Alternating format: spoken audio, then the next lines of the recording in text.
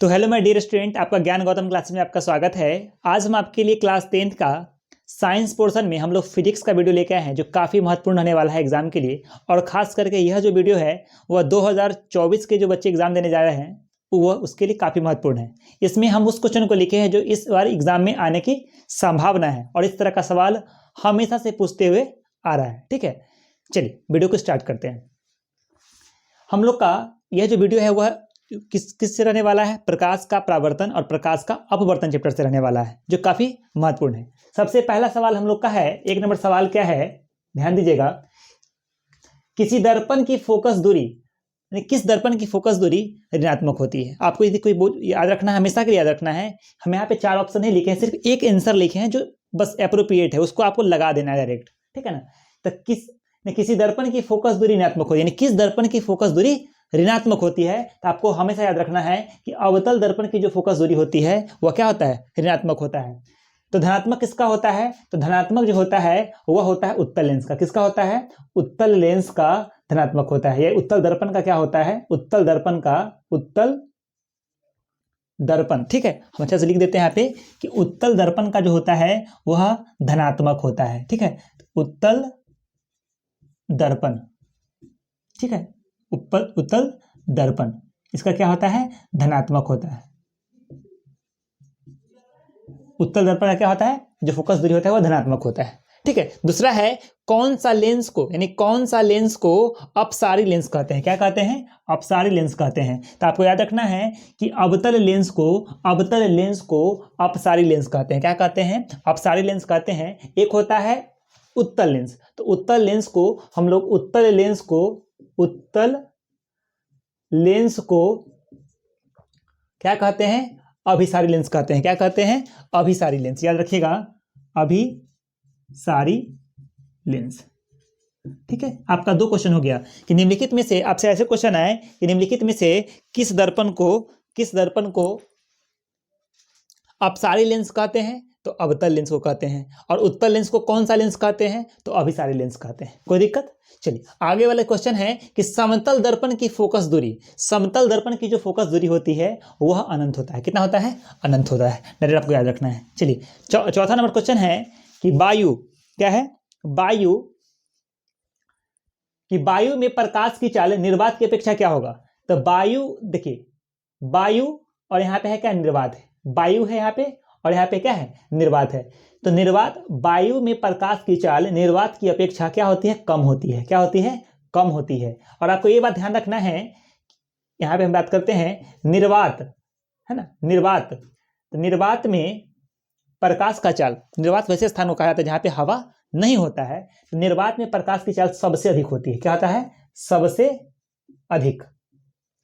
ठीक है, सबसे अधिक होता है ना? तो आपसे पूछे कि निर्वात में प्रकाश की चाल कितना होता है, तो आपको बताना है 3 × 10⁸ मीटर प्रति सेकंड होता है। निर्वात में प्रकाश की चाल सबसे अधिक होता है। क्या होता है? सबसे अधिक होता है, याद रखना है चाहे। ठीक है, चलिए दूसरा नंबर है कि प्रकाश के परावर्तन के कितने नियम होते हैं? तो प्रकाश के परावर्तन के 2 नियम होते हैं। कितने नियम होते हैं? 2 नियम होते हैं। ये भी याद रखना है कि प्रकाश के परावर्तन के 2 नियम होते हैं, या 2 रहे, ऐसे शब्दों में रहे तो लिख सकते हैं, तो अंक में रहेगा तो ऐसे रहेगा। ठीक है, और आपको ये भी याद रखना है कि प्रकाश के अपवर्तन के भी 2 नियम होते हैं। कितने नियम होते हैं? 2 नियम होते हैं। ठीक है, कोई दिक्कत इस सवाल में?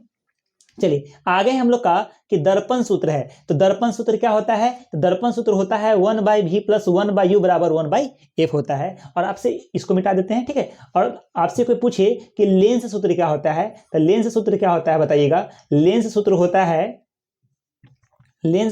है, चलिए तो साफ से अच्छा से लिख देते हैं कि आप लोगों को समझने में दिक्कत ना, आप नोट भी कर सकते हैं कि लेंस सूत्र होता है, लेंस सूत्र क्या होता है? 1/v - 1/u = 1/f होता है। याद रखना है कि दर्पण सूत्र में प्लस होता है। देखिए सिर्फ कहाँ पे रहेगा, देखिएगा दर्पण सूत्र में यहाँ पे प्लस होगा और लेंस सूत्र में माइनस होता है। 1/v + 1/u = 1/f होता है। यहाँ पे v क्या है?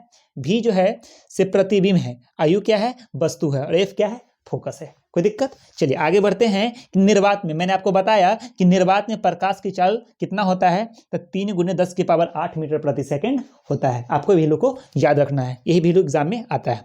ठीक है, अगला क्वेश्चन है 8वां नंबर सवाल है कि प्रकाश की किरण गमन करती है तो प्रकाश की जो किरण है वह सीधी रेखा में गमन करती है। किस रेखा में गमन करती है? सीधी रेखा में गमन करती है। यदि आपको एग्जाम में रहे, ऑप्शन में रहे कि टेढ़ी मेढ़ी रेखा में, सीधी रेखा में, ठीक है, तो आपको क्या मारना है? सीधी रेखा मारना है। ठीक है, चलिए अब है परावर्तन के नियम से होता है। तो परावर्तन के नियम से क्या होता है? आपतन कोण बराबर परावर्तन कोण। क्या होता है? आपतन कोण बराबर परावर्तन कोण। इसी को हम लोग आगे लिख सकते हैं आई बराबर आर। क्या लिख सकते हैं? आई बराबर आर। कोई दिक्कत? चलिए आगे है 10वां नंबर सवाल क्या है कि किसी माध्यम से अपवर्तनांक का मान होता है। किसी माध्यम से अपवर्तनांक का मान होता है तो वो होता है साइन आई बटा में साइन आर। साइन आई बटा में साइन आर, इसी को हम लोग बोलते हैं, याद रखिएगा, इसी नियम को हम लोग बोलते हैं स्नेल का नियम बोलते हैं। क्या बोलते हैं बाबू? स्नेल का नियम बोलते हैं। स्नेल का नियम।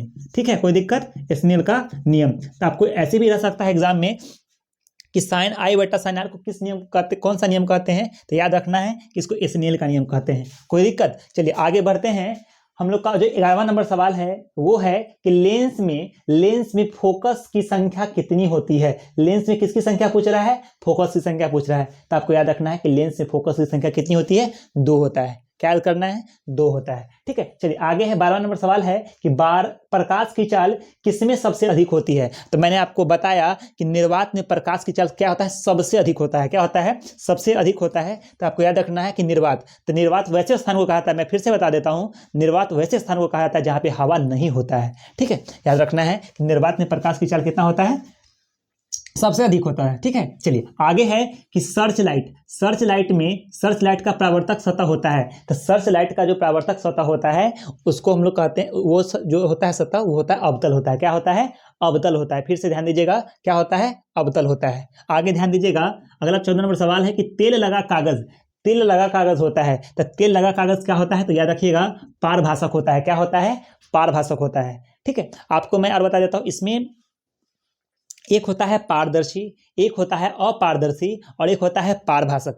पारदर्शी किसको कहा जाता है? जिसमें प्रकाश आसानी से आर पार हो जाए ना, आसानी से आर पार हो जाए, उसको हम लोग क्या कहते हैं? पारदर्शी। मान लीजिए कि मेरे पास एक ऐसा शीशा है जिसमें प्रकाश आसानी से आर पार हो रहा है, तो उसको हम क्या कहेंगे? पारदर्शी कहेंगे। और जिससे प्रकाश आसानी से पार न हो सके, यानी जिससे पार ही ना हो सके, उसको हम लोग बोलते हैं, क्या बोलते हैं? अपारदर्शी बोलते हैं। मान लीजिए कि मेरे पास कोई बुक है, कैसे प्रकाश पार हो सकता है? नहीं हो सकता है। तो हम बोल सकते हैं कि यह जो है वह अपारदर्शी है। और पारभाषा का अर्थ होता है जिससे प्रकाश पूरा तो ना निकले लेकिन थोड़ा थोड़ा निकल जाए, उसको हम लोग क्या बोलते हैं?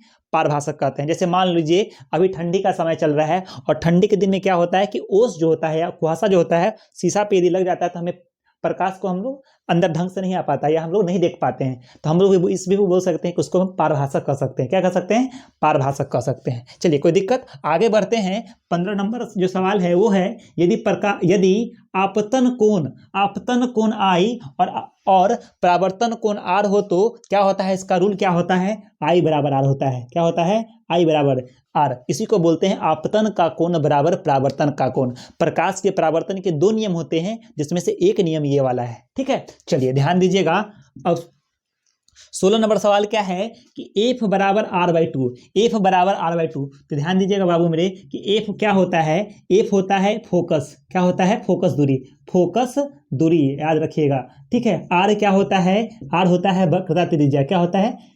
वक्रता त्रिज्या। ठीक है, तो याद रखना है कि फोकस दूरी जो होता है बाबू सिर्फ वक्रता त्रिज्या का आधा होता है। क्या होता है? आधा होता है। इसीलिए यह जो नियम है इस तरह से लिखा हुआ है, एफ बराबर आर बाई टू, मतलब होता है फोकस दूरी जो होता है वह वक्रता त्रिज्या का आधा होता है। यदि आपसे पूछ दे कि आर बराबर क्या होगा, आपको बता देना है 2f, कि वक्रता त्रिज्या जो होता है वह फोकस का दुगुना होता है। क्या होता है बाबू मेरे? फोकस का दुगुना होता है। चलिए आगे बढ़ते हैं। इसमें एफ बराबर आर बाई टू जो होता है वो कौन से दर्पण में लगता है? तो यह अवतल दर्पण में भी लगता है और अवतल दर्पण में भी लगता है और उत्तल दर्पण में लगता है। मतलब दोनों दर्पण के लिए एफ बराबर आर बाई टू का फॉर्मूला लगता है। चलिए ठीक है, आगे बढ़ते हैं।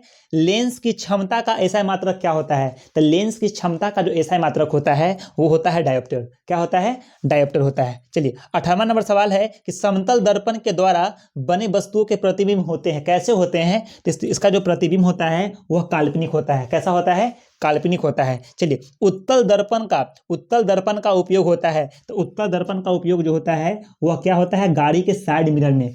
आप बाइक चलाते होंगे या कार देखते होंगे तो उसके गाड़ी के बगल में ना 2 ठो कान टाइप का लगा रहता है ना, हैंडल में ना, तो जो शीशा लगा हुआ रहता है वो साइड मिरर, उसको हम लोग क्या कहते हैं, साइड मिरर कहते हैं। तो वह जो साइड मिरर होता है उसी का उपयोग हम लोग उत्तल दर्पण के तौर में करते हैं, ठीक है।